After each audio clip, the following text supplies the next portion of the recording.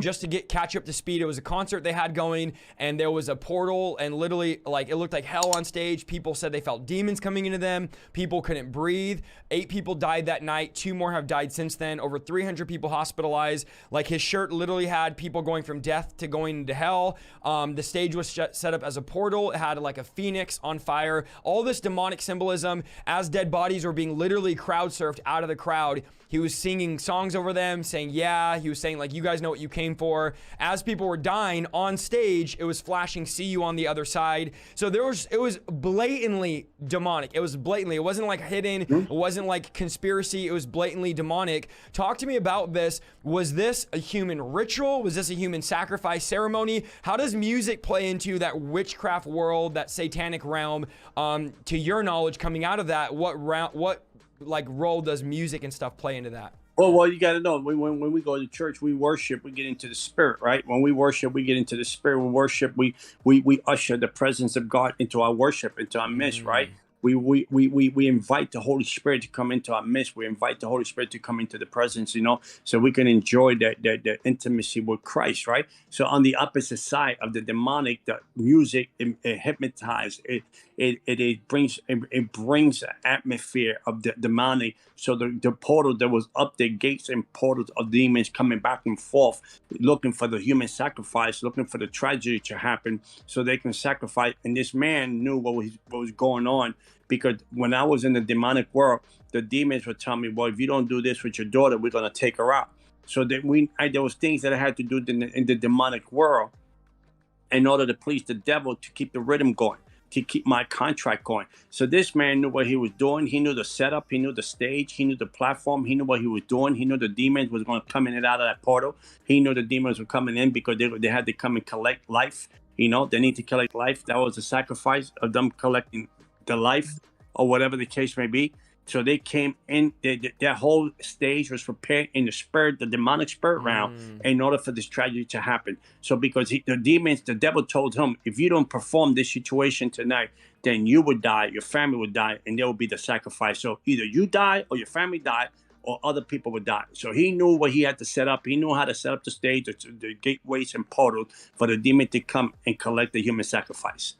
Wow. Now, is this as far as when it comes to like animal sacrifice, human sacrifice, is this for him to climb the ranks? Is this for him to gain favor in the demonic realm? This is for him to finish the contract that he started, because at every demonic round has a contract and has an expiration date.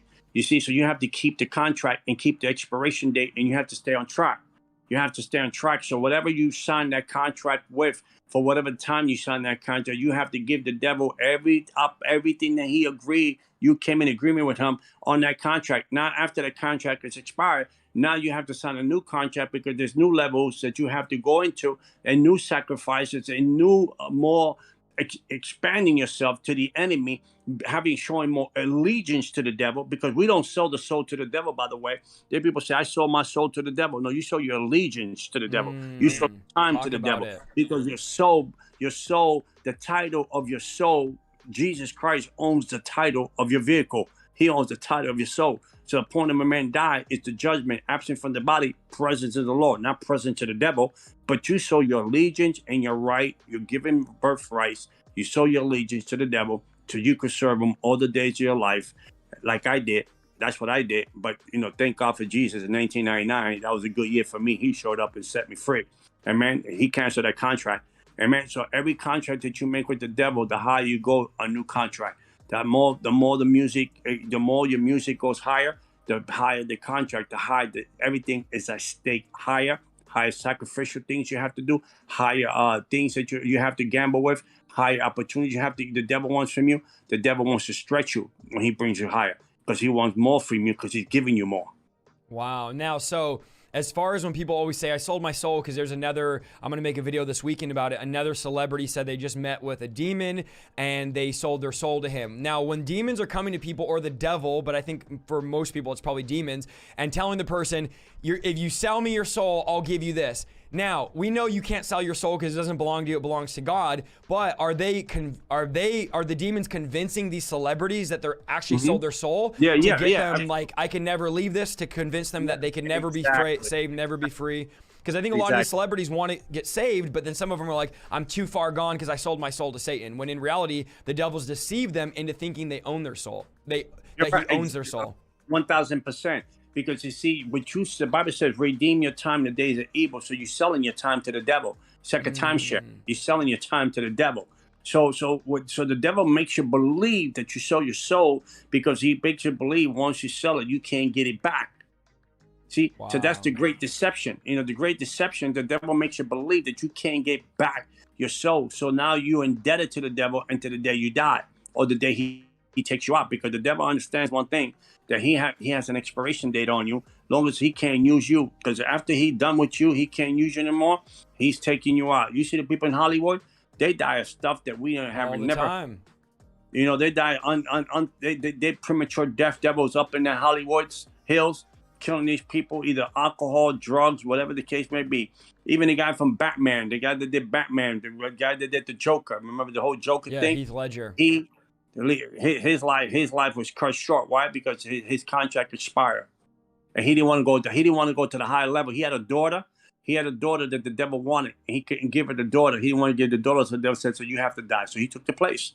Wow. And, you know, you see a lot of these rappers that have died, these big name rappers that will die, either someone come up and shoot them, and they always have a hit on them. And I'm thinking, how are these celebrities, or they'll die. One guy, I think, died of a seizure recently, who was a big time rapper. And so these people, you'd say a lot of them, we think, oh, it's just a natural death or somebody, but these are actually demonic contracts being put on them because the devil's pretty much done with them. You look at Tupac Shakur, right? And when I was in the world, I was a big fan of Tupac Shakur. I was a big fan of Tupac Shakur when I was in the devil worshiping game. You know, I was very intrigued by his music. And you see Biggie Smalls. How could two people in 6 months apart die the same exact way?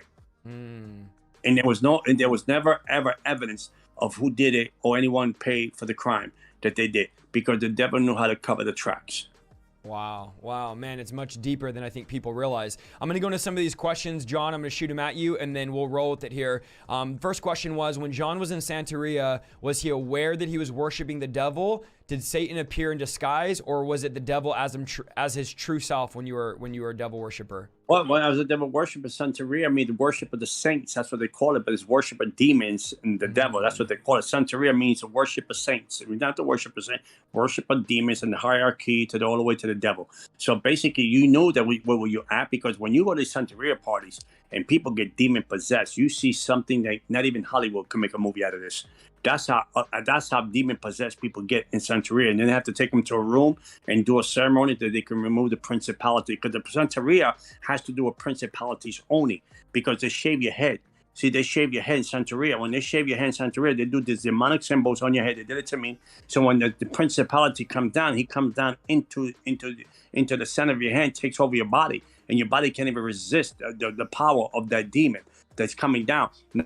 Now, when you do spiritualism and you do like demon church and you do spiritualism, the demons come from the ground up. So when you go to demon church, you can't wear your shoes because the demon have to have entry through your feet. Wow. So Santeria, people know that they're worshiping the devil. They just can't say nothing, because if you say something, you expose yourself, or you expose the contract, you expose what you're involved with. The devil wants you to play nice. The devil wants you to recruit people. The devil wants you to introduce people to the Santeria, the spiritualism, tarot card reading. The devil wants you because you have to recruit people. You mandatory have to recruit people to the dark side. So the devil, if you say anything out of the realms of what you're supposed to say, the devil will take you out. Wow. And so when you were meeting with him, was it always the same, or was he disguised himself? Was he different looking, or was differently, different facets of the devil, different facets, depending on the night you met with him, depending on the contract, depending on the opportunity, depending on the assignment or the mission he had for you. My mission was to go out to clubs and look for Christians. That was my mission, to go out to clubs and look for Christians, because the Christians are hanging out in the clubs, and they were the gateway, mouth gate, ear gate was going crazy for them. Because one time I remember I met a Christian. He said, "Well, I just come here. I drink Porter spring water." I said, "What do you do with the music? They're going into your ears." I said, "What do you do with your eyes? That the girls are walking half naked. What do you do with those?" So you're opening gateways and portals in your spirit, and the devil already got you, and you don't even know it. Wow, man, that's deep. Here's the next one. How are witches and warlocks affected when their spells and curses are broken or backfire them? Can a spell backfire on a witch or warlock when they try to attack true believers? Oh yeah, absolutely. I mean, how many times, you know how many times a demonic, the warlock, wizard, root workers, whatever they will call themselves, put witchcraft on me. I send it back to the sender. I send it back with the authority of the Holy Spirit. Burn their altars down. Even physically, their altars had caught on fire. Or even they got hit so hard by their own witchcraft that they had lost their minds, because it's a spiritual warfare fight. And whatever, a true believer, the devil can hit you with something because the devil has power, but a true believer, he has no authority over you, so he can't control you and manipulate you. There's no authority over you. Look at Job. What did the Lord say? You can do this, you can do that to Job, but you have no authority to take his life. So there's a limit to what they can try to do. There's a limit what they can do, but again, we have to fight back. They hit, we hit back. I mean, we love the person, we want the person to get saved, but I gotta let that person know that my arsenal is way bigger than yours, baby. So you better check yourself before you send something in my house.